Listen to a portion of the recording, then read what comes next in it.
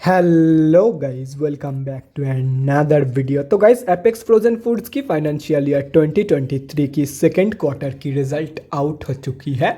तो गाइस, इस वीडियो में हम लोग यही देखेंगे कि कंपनी ने सितंबर 2022 की क्वार्टर में कैसी परफॉर्म की है, क्या क्या पॉइंट्स इंप्रूव हुई है एंड कहाँ कहाँ पे कंपनी ने डिटोरिएट की है। और कंपनी की फंडामेंटल्स भी चेक करेंगे और समझेंगे कि क्या ये कंपनी पैसे लगाने लायक है या नहीं। एंड उसके साथ साथ हम लोग कंपनी की टेक्निकल्स के बारे में भी डिस्कस करेंगे। तो गाइस, बिना टाइम वेस्ट किए कंपनी की फंडामेंटल एनालिसिस करते हुए वीडियो को शुरू करते हैं। तो गाइस, अगर इस कंपनी की बिजनेस के बारे में डिस्कस करें तो ये कंपनी शेल्फ स्टेबल क्वालिटी की aquaculture products produce and export करती है। ये company both BSc and NSC में लिस्टेड है। तो अभी अगर इस कंपनी की कुछ इंपॉर्टेंट फिगर्स के बारे में बात करें तो 991 करोड़ की है कंपनी की मार्केट कैप, 20.7 की पी है, 11.8% है कंपनी की आरओसी एंड 8.98% है कंपनी की रिटर्न ऑन इक्विटी, 1.7% है कंपनी की लास्ट 6 मंथ्स की रिटर्न एंड अप्रॉक्सीमेटली 1.5% के आसपास निकल के आ रही है कंपनी की लास्ट 3 साल की सेल्स ग्रोथ, जो कि 3 साल की कंपैरिजन में बहुत ही ज़्यादा कम है। कंपनी अभी अपनी बुक वैल्यू से बहुत ही ज़्यादा ऊपर ट्रेड कर रही है। डिविडेंड यील्ड 0.79% है एंड फेस वैल्यू 10 रुपये की है। तो अभी अगर इस कंपनी की सितंबर क्वार्टरली के रिजल्ट के बारे में डिस्कस करें तो सितंबर 2022 की क्वार्टर की अनऑडिटेड फाइनेंशियल रिजल्ट आप लोगों के सामने है एंड यहाँ पे जितने भी सारे फिगर्स दिया हुआ है वो सब लैक्स में है। तो गाइस, सबसे पहले हम लोग कंपनी की इनकम चेक करते हैं। तो सितंबर 2022 की क्वार्टर में कंपनी ने अप्रॉक्सीमेटली 309 करोड़ की इनकम जनरेट किया है। और अगर ये जून 2022 की क्वार्टर एंड सितंबर 2021 की क्वार्टर से कंपेयर किया जाए तो जून 2022 के क्वार्टर में कंपनी ने अप्रॉक्सीमेटली 325 करोड़ की इनकम जनरेट किया था एंड सितंबर 2021 की क्वार्टर में अप्रॉक्सीमेटली 272 करोड़ की इनकम। तो ईयर ऑन ईयर बेसिस पे तो कंपनी ने एक बहुत ही बढ़िया इनकम ग्रोथ यहाँ पे दिखाई है, लेकिन क्वार्टर ऑन क्वार्टर बेसिस पे कंपनी की जो इनकम ग्रोथ है वो नेगेटिव में जा चुकी है। तो अभी अगर इस कंपनी की नेट प्रॉफिट मतलब प्रॉफिट आफ्टर टैक्स के बारे में डिस्कस करें तो सितंबर 2022 की क्वार्टर में कंपनी ने अप्रॉक्सीमेटली 13.5 करोड़ की प्रॉफिट पोस्ट किया है।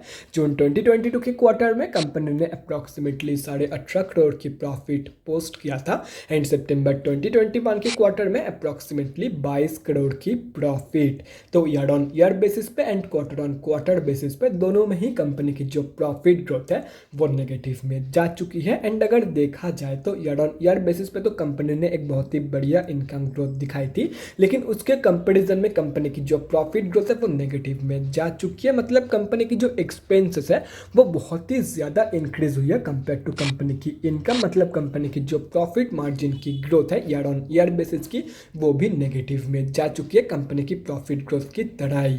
और रही बात कंपनी की क्वार्टर ऑन क्वार्टर बेसिस की प्रॉफिट मार्जिन की तो वो भी रिड्यूस हुई है। और रही बात कंपनी की ईपीएस की तो कंपनी की जो ईपीएस की ग्रोथ है वो भी कंपनी की profit and profit margin growth की तरह ही both year on year basis पे and quarter on quarter basis पे नेगेटिव में जा चुकी है। एंड अगर आप लोग एक स्पेशल चीज़ इस कंपनी के बारे में नोटिस करोगे तो धीरे धीरे कंपनी की जो प्रॉफिट के फिगर्स है एंड ईपीएस के फिगर्स है वो टाइम के साथ साथ कम हो रही है। तो अगर ऐसे ही चलती रही तो हो सकता है विद इन ईयर और टू ये इस कंपनी की जो प्रॉफिट के फिगर्स है एंड ईपीएस के फिगर्स है वो नेगेटिव में चली जाए। मतलब ईपीएस की वैल्यू नेगेटिव में चली जाए एंड प्रॉफिट के जगह पे ये कंपनी लॉस देने लग जाए अगर ऐसे ही चलती रही तो अगर ओवरऑल देखा जाए तो सितंबर 2022 के क्वार्टर में कंपनी ने सिर्फ और सिर्फ एक ही जगह पे इम्प्रूव की है एंड वो है ईयर ऑन ईयर बेसिस की इनकम। बाकी हर एक जगह पे कंपनी ने नेगेटिव ग्रोथ दिखाई है, मतलब हर एक जगह पे कंपनी ने डिटोरिएट की है सितंबर 2022 के क्वार्टर की income growth year on year basis को छोड़ के। तो ओवरऑल जो रिजल्ट है सितंबर 2022 के क्वार्टर की वो बहुत ही ज़्यादा वीक निकल के आई है। तो अभी अगर इस कंपनी की बैलेंस शीट की हेल्थ के बारे में डिस्कस करें तो हाफ ईयरली बेसिस पे कंपनी की रिजर्व इंक्रीज हुई है एंड डेट रिड्यूस हुई है, जो कि किसी भी कंपनी के लिए बहुत ही ज़बरदस्त है। मतलब बैलेंस शीट की हेल्थ इंप्रूव हुई है on half yearly basis. And अगर ओवरऑल भी देखा जाए तो डेट की कंपैरिजन में कई गुना ज़्यादा पॉजिटिव रिजर्व मौजूद है कंपनी के पास।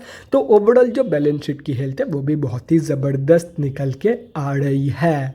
तो अभी अगर इस कंपनी की कैश फ्लोज के बारे में बात करें तो कैश फ्लोज की जो कंडीशन है वो डिटोरिएट हुई है इन फाइनेंशियल ईयर 2022।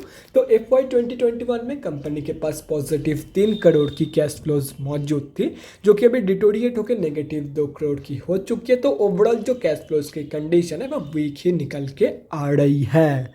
और रही बात कंपनी की शेयर होल्डिंग पैटर्न की, तो गाइस सितंबर क्वार्टरली की शेयर होल्डिंग पैटर्न आप लोगों के सामने है।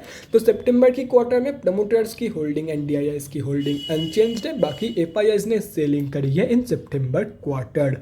एंड अगर पब्लिक में देखा जाए तो किसी भी बड़े रिटेलर की होल्डिंग नहीं है। मतलब इस कंपनी में हम जैसे छोटे मोटे रिटेलर की जो होल्डिंग है वो अप्रॉक्सीमेटली 20.04% के आसपास निकल के आ रही है। तो गाइस अभी कंक्लूजन पे आते हैं कि क्या आप लोगों को इस कंपनी में पैसा लगाना चाहिए या नहीं।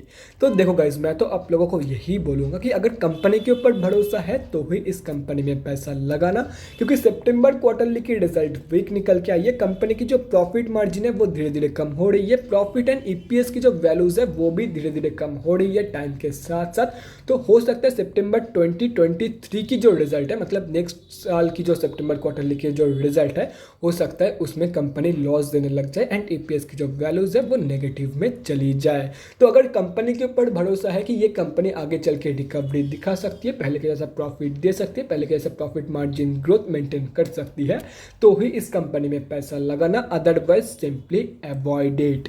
तो गाइज अभी अगर इस कंपनी की टेक्निकल्स के बारे में डिस्कस करें तो यहाँ पे हम लोग आ चुके हैं NSE के डेली चार्ट पे।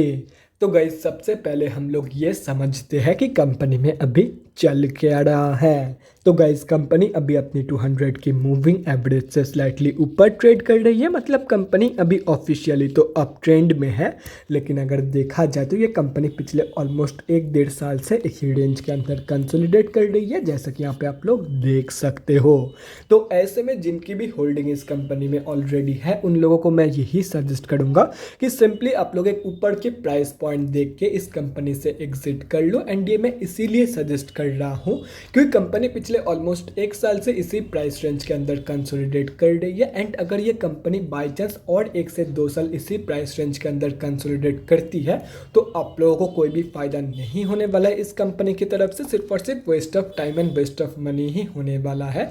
तो इससे अच्छा एक ऊपर के प्राइस पॉइंट देख के एग्जिट कर लो, क्योंकि कंपनी अनडिटरमाइंड टाइम पीरियड के लिए कंसोलिडेट कर रही है। ये कंपनी आगे कब तक कंसोलिडेट करेगी वो कोई नहीं बता सकता है। एंड कंसोलिडेशन के बाद ये कंपनी ऊपर की तरफ ब्रेकआउट देगी कि या नहीं ये भी कोई नहीं बता सकता है। तो सिंपली एग्जिट कर लो, जब इस रेंज की ब्रेकआउट होगी उसके बाद आप लोग फिर से इस कंपनी में एंट्री कर लेना।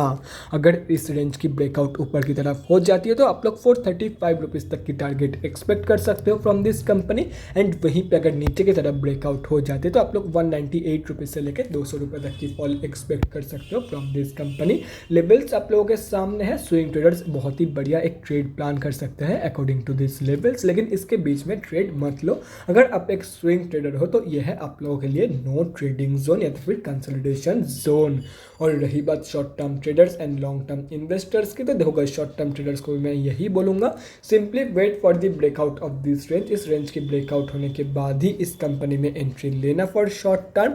और अगर आप लोग एक बहुत ही सेफ एंट्री चाहते हो फॉर शॉर्ट टर्म तो मैं यही सजेस्ट करूँगा कि 435 रुपीज़ के ऊपर प्रॉपरली इस कंपनी को डेली बेसिस पे क्लोजिंग करने दो, उसके बाद ही इस कंपनी में fresh short term entry planning करना।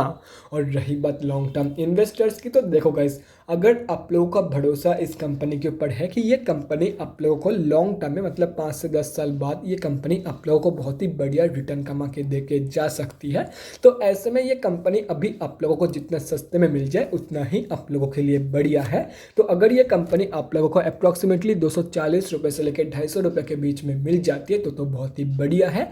एंड अगर ये कंपनी बाई चांस यहाँ तक की फॉल शो नहीं करती है तो एटलीस्ट ये कंपनी आप लोगों को 280 से 300 रुपये के बीच में तो मिल ही जाएगी। उस प्राइस रेंज पे भी आप लोग एंट्री प्लानिंग कर सकते हो in this company for long term. तो guys that's it for this video. अगले वीडियो में मिलते हैं गाइज। Thanks for watching. और गाइज अगर आप लोगों के मन में कोई भी डाउट या क्वेरी रहती है स्टॉक मार्केट या किसी भी स्टॉक से रिलेटेड, तो कमेंट सेक्शन में कमेंट करके मुझसे पूछ सकते हो, या तो फिर मेरे इंस्टाग्राम का लिंक आप लोगों को डिस्क्रिप्शन बॉक्स में मिल जाएगा, जाके वहाँ पर भी मुझे डीएम कर सकते हो for an one on one conversation. Thanks again for watching guys, bye guys, and definitely guys stay safe.